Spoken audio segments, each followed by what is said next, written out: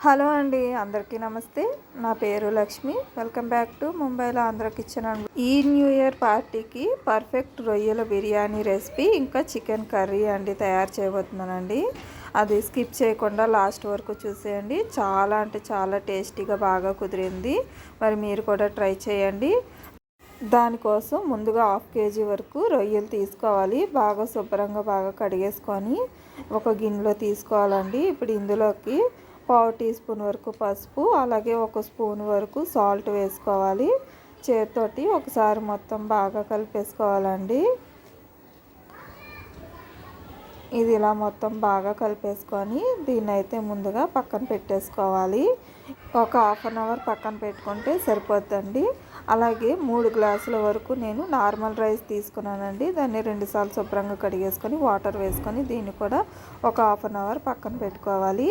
ఈలోపు మనం స్టవ్ మీద బాండీ పెట్టుకోవాలి. అందులోని 4 స్పూన్ల వరకు ఆయిల్, 2 స్పూన్ల వరకు నెయ్యి, అలాగే హోల్ గరం మసాలా వేసి వాటిని లైట్గా ఇలా ఫ్రై చేసుకోవాలండి. అలాగే 3 ఉల్లిపాయలని ఇలా సన్నంగా కట్ చేసుకొని వాటిని కూడా వేసుకొని లైట్గా కలర్ మారేంత వరకు అయితే ఫ్రై చేసుకోవాలి. ఇప్పుడు ఇందులోకి పచ్చిమిరపకాయలు, 6 పచ్చిమిరపకాయలు తీసుకొని వాటిని మధ్య కట్ చేసుకొని వాటిని కూడా వేసుకొని ఫ్రై చేసుకోవాలండి. లైట్ అండ్ బ్రౌన్ కలర్ వచ్చేంత వరకు లైట్గా ఇలాగా ఫ్రై చేసుకోవాలి. ఇవి ఆనియన్స్ ఫ్రై అయిపోయిన తర్వాత ఇందులోకి అయితే 1 స్పూన్ వరకు అల్లం వెల్లుల్లి పేస్ట్ అయితే వేసుకోవాలండి. ఇక్కడ స్కిప్ అయిపోయింది, మర్చిపోయాను. అలాగే ఇక్కడ నేనైతే ఒక టమాటీ పెద్ద టమాటీ తీసుకొని పొడవుగా కట్ చేసుకొని వేసుకున్నాను. అందులోని ఒక 1/2 టీ స్పూన్ వరకు సాల్ట్ వేసుకొని ఇలా గరిటెతోటి కలుపుకోవాలండి. అప్పుడు టమాటీలు బేగా మగ్గిపోతాయి. సాల్ట్ కనుక వేసి ఇలా ఫ్రై చేసుకుంటే టమాటీలు మగ్గిపోయాయి కదండి. ఇప్పుడు ఇందులోకి మనం తయారు చేసి పెట్టుకున్న రొయ్యలు కూడా ఇందులో అయితే వేసేసుకోవాలి. వేసుకొని వీటిని కూడా ఒక 5 నిమిషాల వరకు హై టు మీడియం ఫ్లేమ్లో పెట్టుకొని వీటిని బాగా ఫ్రై చేసుకోవాలండి. రొయ్యలు మొత్తం బాగా వేగేంత వరకు బాగా ఫ్రై చేసుకోవాలి. చూడండి నీరు మొత్తం ఎలా ఊరిందో. ఈ వాటర్ మొత్తం బాగా ఇంకిపోయేంత వరకు అయితే ఫ్రై చేసుకోవాలి. తర్వాత ఇందులోకి 1.5 స్పూన్ల వరకు కారం వేసుకోవాలి. 1 స్పూన్ ధనియాల పౌడర్ వేసుకోవాలి. 1/4 టీ స్పూన్ పసుపు, అలాగే 1/2 టీ స్పూన్ వరకు జీలకర్ర పౌడర్ కూడా వేసుకోవాలి. ఒకసారి దీన్ని అయితే కలిపేసుకోవాలండి. ఇప్పుడు ఇందులోకి 2 స్పూన్ల వరకు సాల్ట్ వేసుకోవాలి.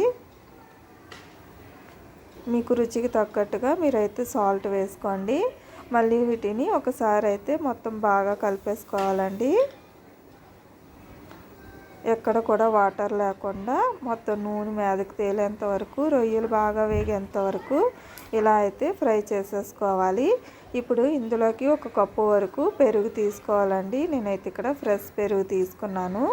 ఈ పెరుగును కూడా వేసుకొని పెరుగు మొత్తం బాగా దగ్గరికి ఇంకేంత వరకు బాగా ఫ్రై అయితే చేసేసుకోవాలండి. అడుగు పట్టకుండా మంటను మీడియం ఫ్లేమ్లో పెట్టుకొని బాగా అయితే వేయించుకోండి. అలాగే గుప్పెడంతా పుదీనా, గుప్పెడంతా కొత్తిమీర కూడా వేసుకొని ఒకసారి మళ్ళీ గరిటెతో అయితే కలిపేసుకోవాలండి. ఇలా మొత్తం బాగా నూనె మీదకి తేలేంత వరకు ఫ్రై చేసుకోవాలి. అలాగే 1 స్పూన్ కసూరి మెంతి కూడా వేసుకొని మళ్ళీ ఒకసారి కలిపేసుకోవాలండి. అలాగే ఒక పెద్ద మిర్చి ఉంటుంది కదండి, బజ్జీ వేసుకుంటాం కదా మిర్చి, దాన్ని ఒకటి పెద్దది తీసుకొని మధ్యకి ఇలా కట్ చేసుకొని వీటిని కూడా వేసుకొని ఫ్రై చేసుకోండి. ఫ్లేవర్ చాలా బాగుంటుంది, టేస్ట్ కూడా చాలా బాగా కుదురుతుంది. ఒకసారి ఫ్రై చేసుకున్న తర్వాత ఇలా చూడండి ఆయిల్ ఇలా మీదకి తేలేంత వరకు ఇలా ఫ్రై చేసేసుకుంటే సరిపోద్ది. తర్వాత ఇలా ఒకసారి కలిపేసుకున్న తర్వాత నేను ఇక్కడైతే 3 గ్లాసుల వరకు బియ్యం తీసుకున్నాను కదండి. 1 గ్లాస్కి బియ్యానికి 2 గ్లాసుల వరకు వాటర్ తీసుకోవాలి. అలాగే నేను 3 గ్లాసుల బియ్యానికి 6 గ్లాసుల వరకు వాటర్ అయితే తీసుకున్నానండి. అది వేసుకొని ఒకసారి గరిటెతో అయితే ఇలా కలిపేసుకోవాలి. ఇలా గరిటెతో మొత్తం కలిపేసుకున్న తర్వాత దీని మీద మూత పెట్టేసుకొని ఎసరు మరిగేంత వరకు ఉంచుకోవాలి. ఎసరు మరిగిపోయాక ఒకసారి మళ్ళీ గరిటెతో అయితే కలుపుకోవాలండి. అల్లం వెల్లుల్లి పేస్ట్ మర్చిపోయాను కదండి, ఎసరు మరిగేటప్పుడు వేసేసుకున్నాను. మీరు సాల్ట్ సరిపోయిందో లేదో రుచి చూసుకోండి, సరిపోకపోతే రుచికి తగ్గట్టుగా వేసుకోండి.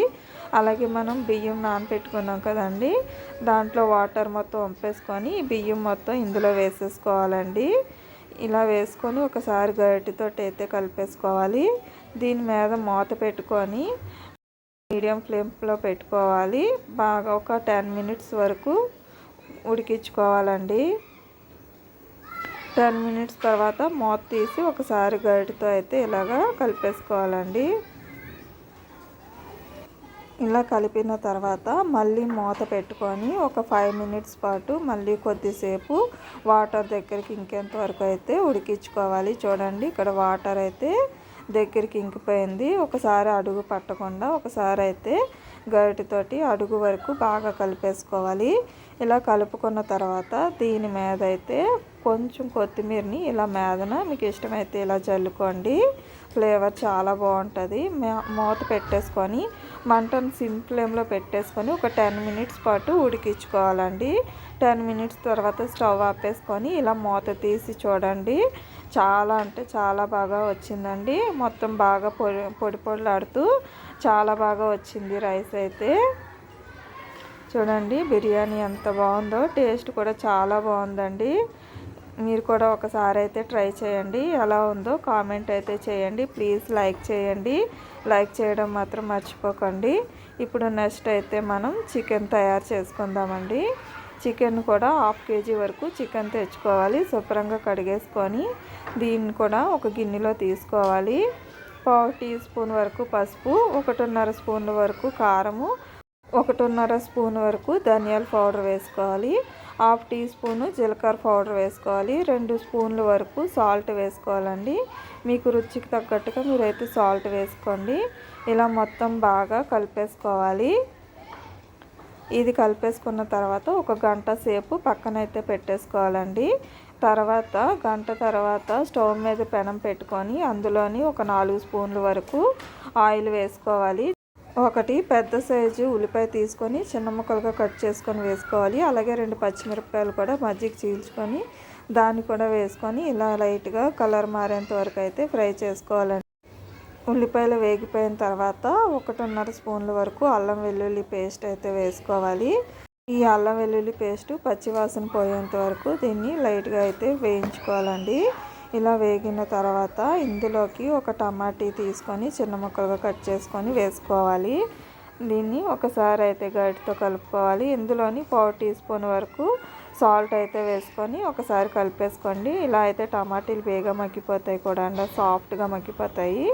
ఇవి బాగా ఇలాగ మగ్గిపోయిన తర్వాత ఇందులోకి మనం తయారు చేసి పెట్టుకున్న చికెన్ ఉంది కదండి, దాన్ని అయితే ఇందులో వేసేసుకోవాలి. వేసుకొని గరిటెతో అయితే ఒక 5 నిమిషాల వరకు వేయించుకోవాలండి. మంటను మీడియం ఫ్లేమ్లోనే పెట్టుకోవాలి. 5 మినిట్స్ బాగా వేయించుకోవాలి.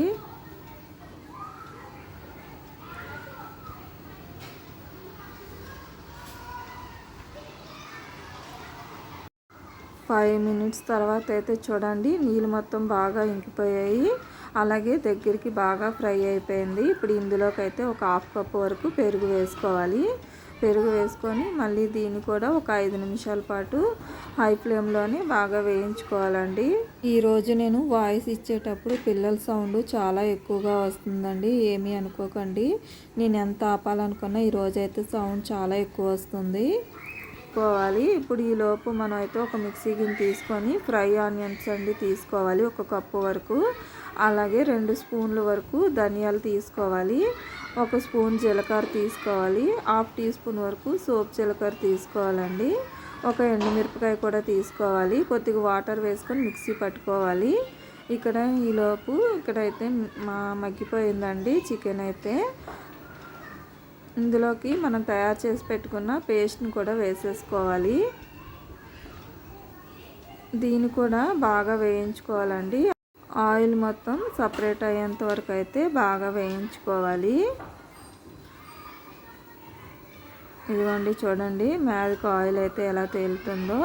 ఇలాగా బాగా వేయించుకుంటే సరిపోద్ది. ఇప్పుడు ఇది మొత్తం బాగా వేగిపోయిన తర్వాత ఒకసారి అయితే కలిపేసుకొని ఇందులోకి మనం ఒక గ్లాసు వరకు వాటర్ అయితే వేసుకోవాలి.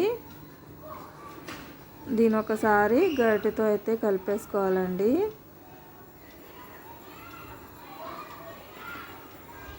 దీన్ని గరిటెతో కలిపేసుకొని దీని మీద మూత పెట్టేసుకొని ఒక 5 మినిట్స్ పాటు మీడియం ఫ్లేమ్లో పెట్టుకొని ఉడికించుకోవాలి. గ్రేవీ మొత్తం ఇలా దగ్గరికి ఇంకిపోయేంత వరకు ఉడికించుకుంటే సరిపోద్ది. మీకు కొంచెం ఎక్కువ గ్రేవీ కావాలనుకుంటే ఇలా 5 మినిట్స్లోనే ఆపేసుకోండి స్టవ్. లేదు బాగా దగ్గరికి ఇంకా పెట్టుకోవాలనుకుంటే ఇంకొంచెం గ్రేవీ దగ్గరికి ఇంకేంత వరకు ఉంచుకొని స్టవ్ ఆపేసుకోండి, సరిపోద్ది. ఇప్పుడు లాస్ట్లోని ఇందులోని కొద్దిగా కొత్తిమీరని ఇలా మేదం చల్లేసుకొని ఒకసారి కలిపేసుకొని తీసుకోండి. చాలా బాగుంటుంది చికెన్ కర్రీ అయితే. చాలా అంటే చాలా టేస్టీగా ఉంది. ఈ న్యూ ఇయర్ పార్టీకి మీరు కూడా ఇలాగే ప్రిపేర్ చేసేసుకోండి. చాలా అంటే చాలా బాగుంటుంది. ఒకసారి అయితే మీరు ట్రై చేయండి. చూడండి ఎంత బాగుందో. ఇంకా చెప్పాలంటే వీటి స్మెల్ కూడా చాలా అంటే చాలా బాగుందండి. ఇంకా టేస్ట్ కూడా చాలా బాగుంది. మీరు కూడా ఒకసారి ట్రై చేయండి. అలాగే నేను ప్రిపేర్ చేసిన రెసిపీస్ ఎలా ఉన్నాయో ప్లీజ్ ఒక కామెంట్ అయితే చేయండి. అలాగే మర్చిపోకుండా లైక్ చేయండి. కొత్త వాళ్ళు కనుక అయితే సబ్స్క్రైబ్ చేసుకోండి. అలాగే ప్లీజ్ షేర్ కూడా చేయండి. సబ్స్క్రైబ్ చేసుకొని పక్కనే ఉన్న బెల్ బటన్ క్లిక్ చేసి ఆల్ అని పెట్టుకోండి. నేను పెట్టే ఏ వీడియోస్ అయినా ఫస్ట్ మీకే నోటిఫికేషన్ వస్తుంది. ఇలాంటి మరెన్నో రెసిపీస్ తయారు చేసి మీకు తప్పకుండా షేర్ చేస్తానండి. అలాగే ఈ సంవత్సరమే కాదు ప్రతి సంవత్సరం కూడా మీరు నన్ను ఇలాగే సపోర్ట్ చేస్తూ ఉండాలని మీ అందరినీ కోరుకుంటున్నాను. ఇంకా దేవుని కూడా కోరుకుంటున్నానండి. Thank you for the watching. Bye bye.